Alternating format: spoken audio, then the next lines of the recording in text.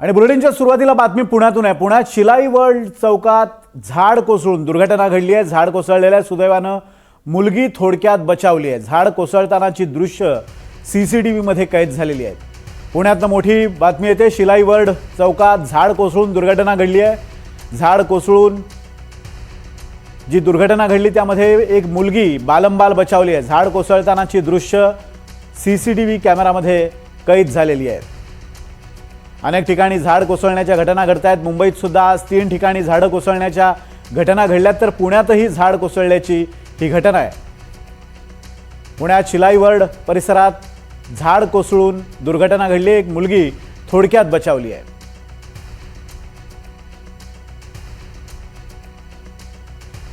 आपण हे दृश्य बघतोय। एक मुलगी तिथे उभी होती, मुलगी थोडक्यात बचावली आहे। त्याचबरोबर एक रिक्षा सुद्धा तिथून जात होती। रिक्षा सुद्धा थोडीशी मागे राहिल्यामुळे रिक्षावाला आणि त्याच्या प्रवाशाचा जीव वाचलेला आहे।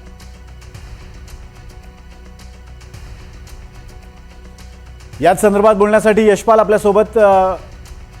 यशपाल, मुंबईमध्ये झाड कोसळून काल एका मुलाचा दुर्दैवी मृत्यू झाला होता। पुण्यामध्ये सुद्धा झाड कोसळण्याची घटना घडली आहे। एक मुलगी बालंबाल बचावली आहे, इतरही वाहन चालक बचावलेले आहेत। महापालिका या संदर्भात काय आता ॲक्शन घेणार आहे किंवा या संदर्भात काही अपडेट्स समोर येत आहेत का? खरं विनोद सर, आता ही पुण्यातील बाजीराव रस्त्यावरील शिलाई चौकात ही दुर्घटना घडली, परंतु सुदैवाने ती मुलगी बचावलेली आहे। तिच्यावर किरकोळ उपचार करून तिला सोडण्यात आलेले, परंतु गाडीचं नुकसान झालेलं आहे। एकूणच महापालिकेकडे अनेक नागरिकांनी तक्रारी केलेल्या आहेत।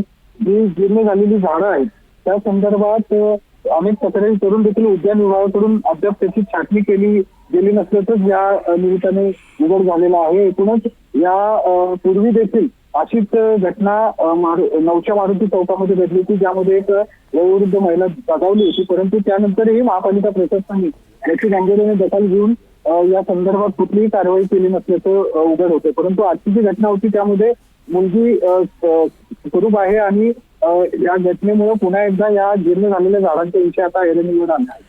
जीर्ण झालेल्या झाडांचा प्रश्न ऐरणीवर आलेला आहे, पण यापूर्वी म्हणजे पावसाळ्यापूर्वी जी कामं केली जातात, नालेसफाई असेल किंवा झाडांची छाटणी असेल, ही कामं योग्य पद्धतीने झाली आहेत का? तिथला स्थानिक नगरसेवक किंवा स्थानिकांचं काय म्हणणं आहे? स्थानिक नागरिकांकडून सातत्याने त्या ठिकाणी महापालिका प्रशासनाला कळवण्यात येतं। आजही ही घटना घडली त्यावेळेस तातडीने उद्यान विभागाला आणि अग्निशमन विभागाला कळवण्यात आलं होतं। हे झाड पडल्यामुळे काही काळ त्या ठिकाणी वाहतूक कोंडी झाली होती, परंतु 1 तासाच्या अथक प्रयत्नानंतर ते झाड पूर्णपणे बाजूला करण्यात आलेलं आहे कापून, आणि त्या ठिकाणची वाहतूक देखील आता सुरळीत झालेली आहे। परंतु अशा पद्धतीच्या झाडतोडीच्या घटना पुण्याच्या विविध भागामध्ये घडल्याचं आता समोर येतं। महापालिका प्रशासनाकडून आता या संदर्भात काय कारवाई केली जाते हे पाहणं महत्त्वाचं असणार आहे। धन्यवाद यशपाल दिलेल्या अपडेट्स बद्दल। आपण बघतोय की झाड कोसळून तिथे दुर्घटना घडली। बालंबाल 2 ते 3 जण बचावलेले आहेत। एक मुलगी तिथे उभी होती, शाळेत जाणारी ही मुलगी होती, तर एक रिक्षा आणि त्यामध्ये असलेले प्रवासी सुद्धा बचावले आहेत।